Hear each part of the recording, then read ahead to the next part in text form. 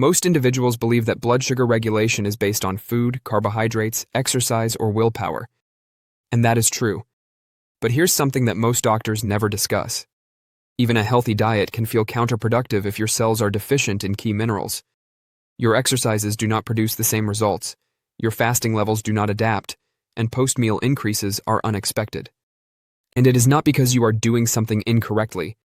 It's because the internal chemistry that allows insulin to function isn't entirely present.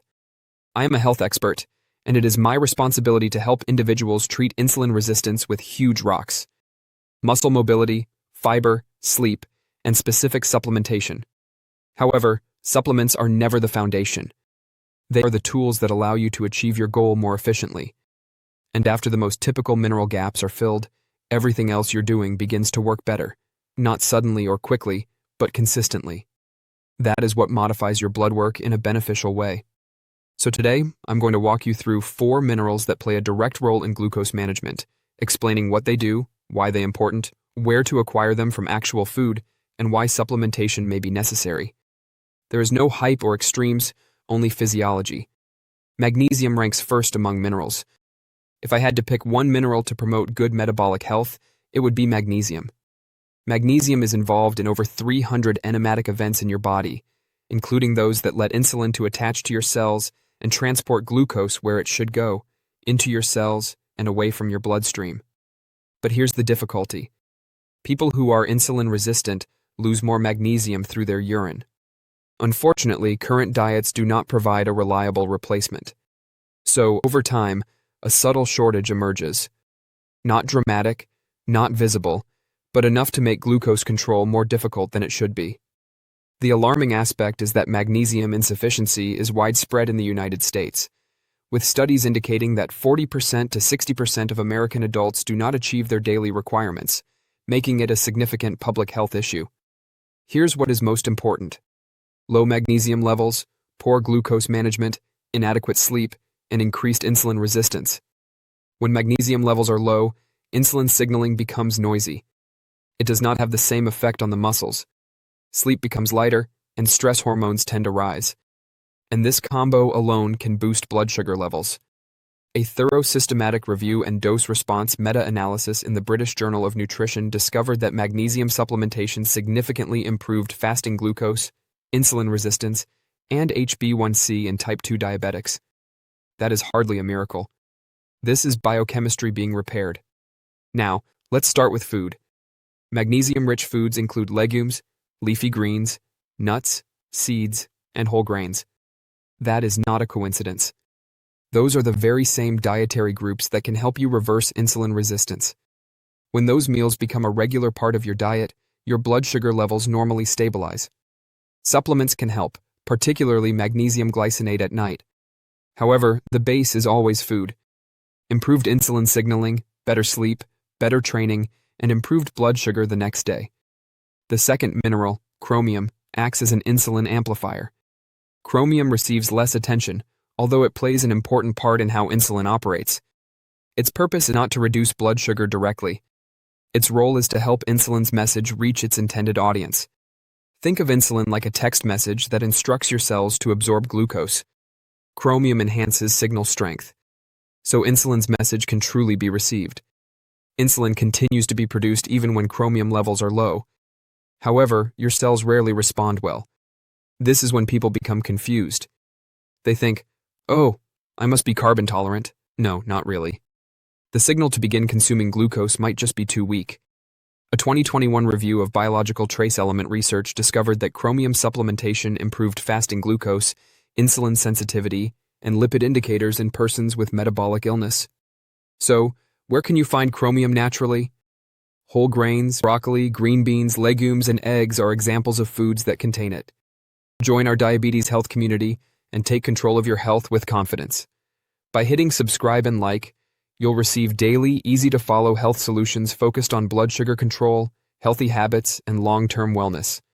Stay informed, stay empowered, and move toward a healthier, more balanced life, one smart step at a time. When chromium is regularly present, insulin becomes more efficient at lower levels, resulting in less stress on your pancreas and more stable blood sugar levels. The third mineral is zinc, which protects the pancreas. The pancreas accumulates zinc for a reason. Zinc is not a random micronutrient. It has a direct impact on how insulin is produced, packed, and released from the pancreas. When zinc levels are low, insulin loses stability and glucose regulation becomes erratic. Yes, even when you eat properly. This is why persons with low zinc levels frequently have slower wound healing, more frequent infections, changes in skin or hair, and blood sugar that feels higher than it should for the same meals. Zinc protects the cells that handle sugar rather than controlling blood sugar. It specifically protects pancreatic beta cells, insulin-producing and releasing cells. In a 2023 systematic review and meta-analysis published in Obesity Research and Clinical Practice, zinc supplementation was found to be related with improvements in fasting glucose, insulin resistance, and A1C levels. In other words, greater zinc levels led to better blood sugar management. Now, here's what I want you to observe. The meals we currently recommend for treating insulin resistance provide the best sources of zinc. Foods such as beans, chickpeas, pumpkin seeds, whole grains, and shellfish. So, again, this is not about pursuing a supplement first. It's about creating meals that restore your body's natural ability to function, not via force but via repair. Selenium, the fourth mineral, is responsible for the cellular defense system. Selenium does not directly lower blood sugar levels, but it does protect the glucose-regulating systems. It activates antioxidant enzymes, which defend your pancreas, neurons, blood vessels, and thyroid against oxidative stress. That matters because oxidative stress worsens insulin resistance. A meta-analysis of randomized clinical trials found that selenium supplementation lowered fasting insulin levels and enhanced insulin sensitivity, but did not significantly affect fasting glucose or HbA1c in the short term. In practical terms, this means that people needed less insulin to maintain the same level of glucose control. Their cells responded more efficiently to insulin, although blood sugar levels did not alter significantly during these short-term experiments. That's a minor but crucial distinction, and it makes sense once you consider what selenium works within your body.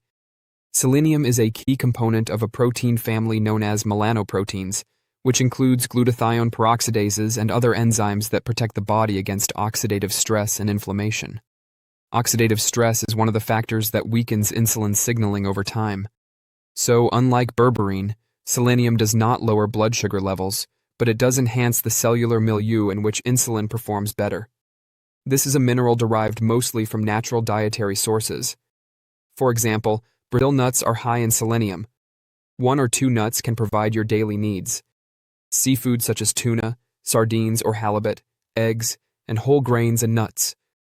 Unlike several nutrients, selenium follows a U-shaped curve. Too little is an issue, yet too much can be hazardous. That is why, in this context, we are focusing on diet first, and supplements only if there is a documented need and you are working with a clinician. So, here's a quick recap and next actions. Minerals aren't magical. They are the missing parts that improve the effectiveness of your current approach. Magnesium enhances sleep and insulin sensitivity.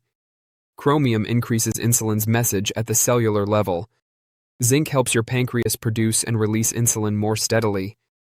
Furthermore, selenium protects the entire system against oxidative stress, so insulin can perform its function. Food comes first, always. Then, if you and your clinician agree that it is appropriate, cover the gaps with judicious supplementation. So, here's how you're going to start the week. Add 1 magnesium-rich meal every day. Beans, vegetables, hemp seeds, quinoa, chia seeds, you name it. Add broccoli or green beans for chromium. Add zinc-rich foods 3 to 4 times each week, such as shellfish, beans, lentils, or pumpkin seed. Next, include a selenium-rich item twice a week, such as 1 to 2 Brazil nuts or 1 sardine each day. If you found this video useful, please like it, subscribe to our channel, and share it with someone who could benefit from the information. Please let me know in the comments below which mineral you are focusing on first. See you in the future video. Take care.